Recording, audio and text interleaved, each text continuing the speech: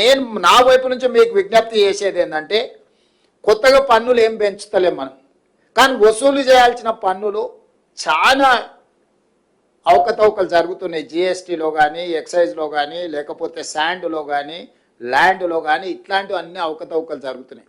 వాటిని మనం ఒడిసి పట్టుకుంటే చాలు మన అవసరాలకు సరిపోయేటంత నిధులు ఉన్నాయి. ఇవాళ జిఎస్టీ, ఇన్పుట్ సబ్సిడీలు కానీ ఇట్లాంటివి చాలా ఫ్రాడ్ ఉంది. చాలామంది కట్టడం లేదంటే మనం కొన్ని దగ్గరలో మన అధికారులు, మన వ్యవస్థ, మన ప్రభుత్వము వాళ్ళ దగ్గరికి వెళ్ళి మీరు కట్టండి అని కూడా మనం అడగడం లేదు.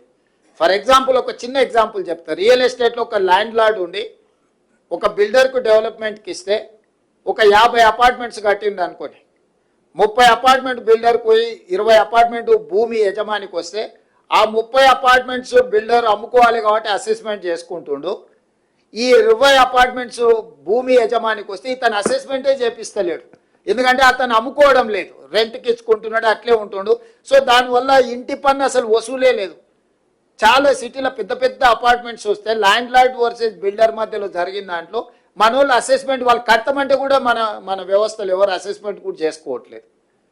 ప్లస్ 5,000 స్క్వేర్ ఫీట్కు పర్మిషన్ తీసుకొని 10,000 కట్టుకుంటారు. ఇంటి పన్ను 5,000కే కడుతురు. మనం పన్ను పెంచాల్సిన పని లేదు. అతను ఎంత కట్టుకొని అనుభవిస్తున్నాడో గంత అసెస్మెంట్ చేసి దాని మంద మనం పన్ను వసూలు చేసుకుంటే మన ఆర్థిక పరిస్థితే మారిపోతుంది.